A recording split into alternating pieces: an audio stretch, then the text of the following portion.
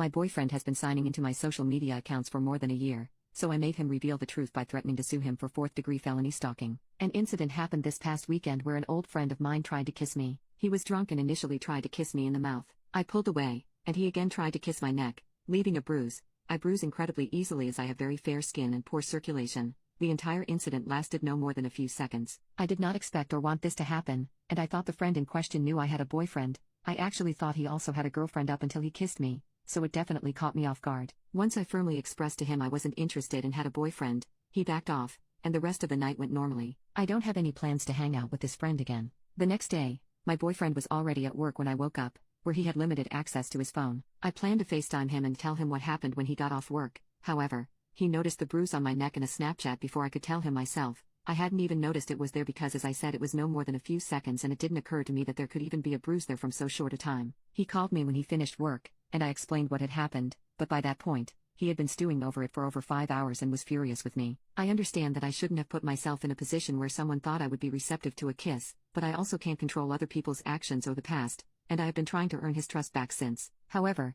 he remains absolutely livid. In other news, for the past few years, my Snapchat account has signed me out constantly on my phone, forcing me to log back into the account sometimes as frequently as multiple times a day. I submitted several maintenance requests to the app, and on Monday they notified me that they had sent a customer service email to my spam email account, which I seldom use, and hadn't looked at in years. When I signed into the account to view the email, I noticed several other emails from the app over the past year. Most notably, there were a series of emails from August 3rd to 6th, 2017 informing me that someone had connected to my account on those specific dates from a specific location in a neighboring country. My boyfriend and a few of our mutual friends happened to be on vacation in that exact place on those exact dates. We were not dating at that time. I have confirmed the dates of that trip with someone else who was there. Nobody else on that trip goes to college with my boyfriend, or within 75 miles of there. Getting fearful, I went on the Snapchat website and downloaded my data, which basically gives you all the data the company has stored about your account over a certain period. This data included the location history of where my account has been accessed for the last 2 months, with each data point consisting of a date,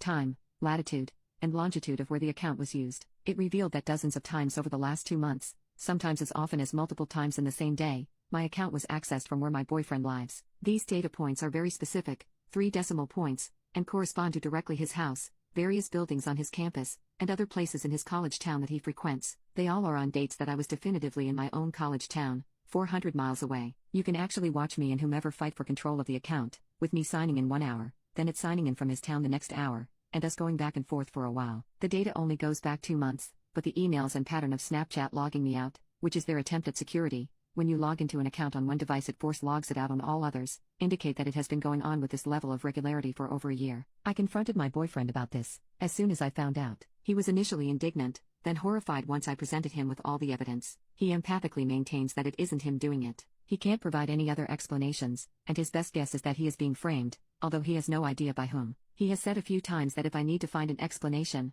he'll let his reputation take the hit because he loves me that much and hates to see how this is hurting me. He has now also shifted the conversation back to the incident from this weekend, and is saying that at what point would he have to lie, because he thinks I effed someone else anyways, which he had not told me before that he thought. This is an especially sensitive subject for me because 2 years ago, one night over a break home from school, I went to my former best friend's house to catch up. I had 2 drinks and passed out, which I had thought I was just tired, but now I suspect I was Dr. Ged. I slept on his couch that night, just the 2 of us. I woke up the next morning kinda sore but didn't really think anything of it, went home and didn't think of it again. 2 months later, another friend came to me and told me that she had fallen asleep at that friend's house just days before I did, that he had spiked her drink, and she had woken up in the middle of the night to him having sex with her. She froze, left when he went back to sleep, went to the hospital, got a kit done, and tried to move on with her life. She never went to the police because this friend's family is very involved with the police in our area, and the police response to SA is a joke anyways. She told me because I was going to visit him and she wanted me to be safe. I tried to support her as best I could and cut that friend off, but it didn't occur to me that anything could have happened to me. Months later,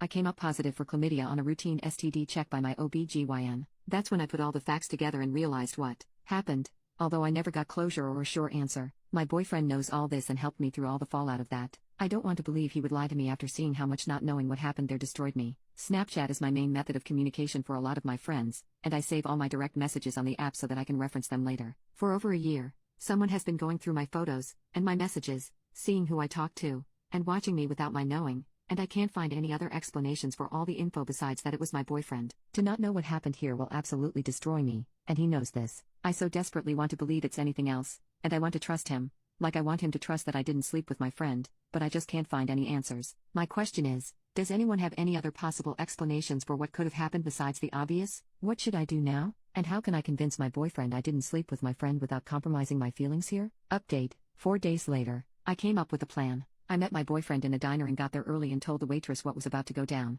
I then set my laptop up with all the evidence I had amassed and waited for him to show up. When he got there, he was combative and initially tried to accuse me of sleeping with that kid again, but I effectively took over the conversation pretty quickly, and said into my speech. I took him through every piece of evidence that incriminated him, of which there is a lot, asked him if he still thought that he was being framed, and he denied it a few more times. At that point, I told him that in our state, what was happening constitutes fourth-degree felony stalking. There was too much evidence for it to all be technical glitches at this point, so either he was stalking me, or someone else was stalking the both of us. I told him this was his last chance to come clean to me, or if he still said it wasn't him, we were going to go get in my car, drive to the police station, and turn the case over to a detective, at which point it will be investigated, and whoever did it will be charged. I told him that once I turn it over to the police, however, it's out of my hands how it gets handled, and there will be consequences for whoever did it. He said that he wasn't going to the police station, and said again that he didn't do it. So, I stood up, put on my coat, and said we were going to see a detective and file a report right there because those were his only options left. He pulled me back down to the table, and finally, confessed. It was him. It started 2 years ago, 7 months before we even started dating. We were casually involved at that point, and friends, but not dating or exclusive. He said it started because he wanted to know whether I liked him, and it, and I, became an obsession for him. He has checked it multiple times a day, every day, for our entire relationship, including when I was with him. He read all my messages, which I saved through the app, as I use it as my main form of communication with a lot of friends, went through my photos, and kept tabs on who I was talking to. The conversation was terrifying. It was like I didn't know him. He was cold, cruel, and didn't seem even the smallest bit remorseful. He tried to blame it on me quite a few times, then blamed it on his trust issues, then blamed it on himself being effed in the head. It was so unbelievably out of character for him that I would have thought this was his crappy audition tape for an episode of SVU and said was a bad performance if I hadn't lived it myself. He also tried to manipulate me into not going to the police or any of our mutual friends, citing that he had nothing in his life, except me, but I guess that didn't matter so much. He said that I could just move on from this, whereas he would have to live with this for the rest of his life,